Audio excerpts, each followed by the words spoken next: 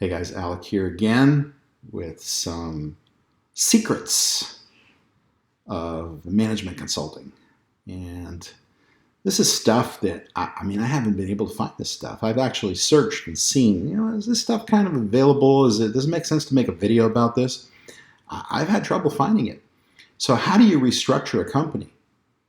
In other words, how do we make things more profitable? How do we bring more cash in? How do we make the company more valuable? So if you go Google how to restructure a company, you're going to find a lot of high level, 40,000 foot view, no real detail. I can't give you specific detail for your specific company, but I can direct you into the areas that you should be looking at that you hopefully find valuable and that you could look at it and hopefully implement yourself. So that's the kind of the crux of this video. So when we go into a new client, a small or mid-sized business that's having difficulties in certain areas, first place we look at to bring in cash the fastest is accounts receivable. So I'll give you an example. There's a company that's doing about $5 million per year in sales, and then we look at their AR, and it's about $1 million that's collectible. We only want to look at collectible AR because if there's AR that's been sitting out there 7, 10 years, and I've seen that many times too, you're not going to collect that money. That's not even worth looking at. But let's say, for example, a company is doing $5 million in sales and their AR is $1 million. Now you might say, well, that sounds outrageous. Well, no, it's not. It's actually quite common. And you may very well be in the same situation. But anyway, so if we have $1 million in accounts receivable and we have $5 million in sales, if we take our 1 million divided by 5 million, that's 0.2, and then multiply that by 365 days per year, that works out to 73 days.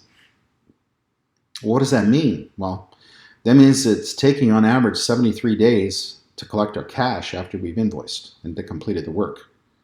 So you've effectively, when you have your AR, this is money that's out on the street.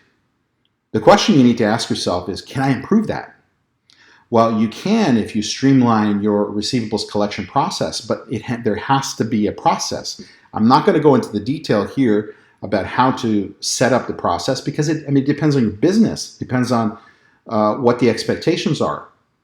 So I can't give that to you, but what I can tell you is if you set up a system of collections procedure that you can actually reduce the AR that's out in the street. So if we take our example, and this is doable, we've done this many, many times. 1 million in AR. What if we can improve that to 750,000 on average instead of $1 million for our particular example? Well, what that means is by reducing your average down from $1 million to 750,000, you've just put $250,000 in your bank account. The key is you got to keep that up. This isn't profit. This is money that's been out in the street.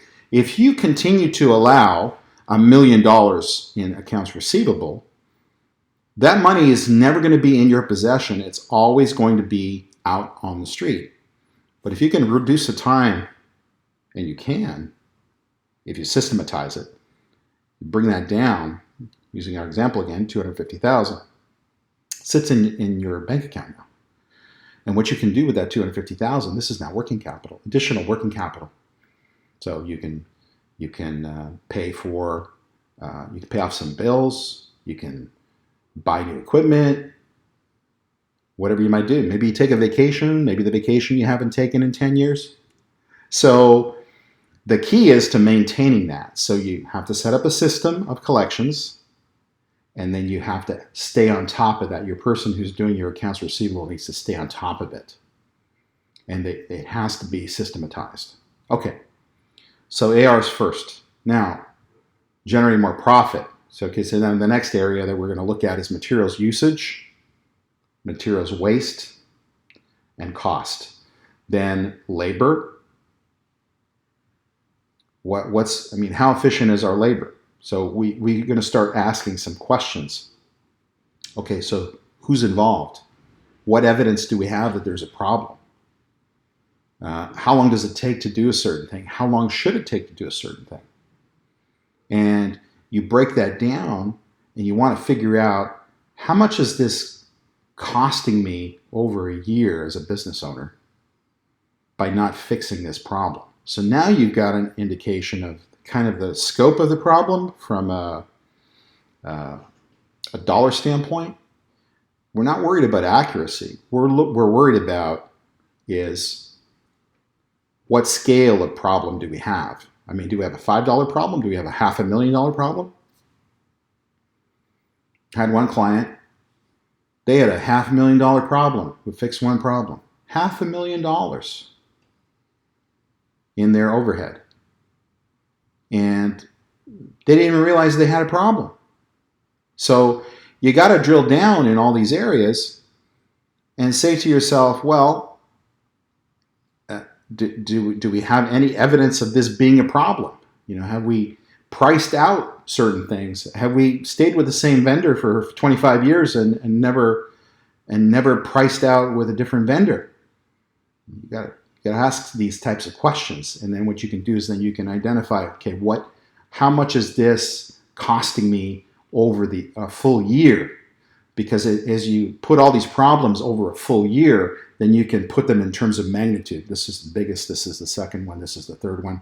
And then you can see, okay, well, which one can we attack? What do we need to do to solve these particular problems?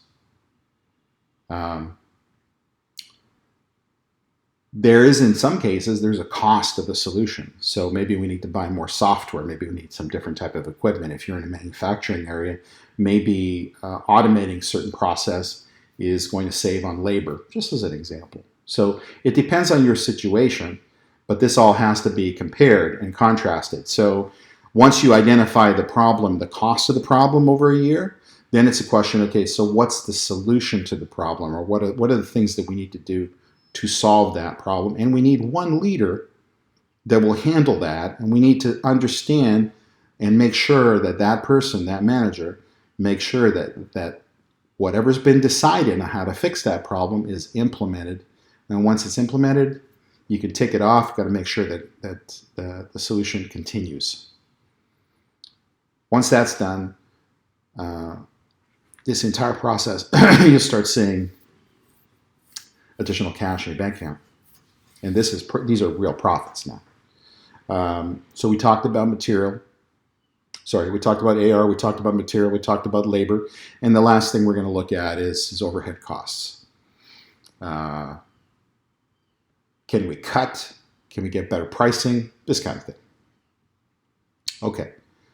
So hopefully that helps, and you can take some tangible, actionable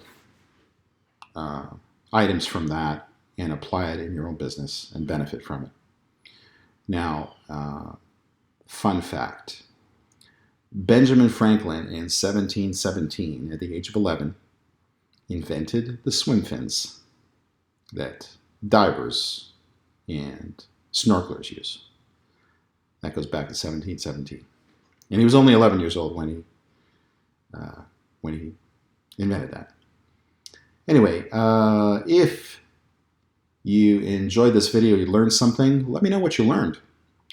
If you have any questions, you have any thoughts on a future video that you would like me to address, shoot me a comment down below. And if you like this video, give it a thumbs up, share it with anyone that you feel it could benefit, and don't forget to subscribe down below as well.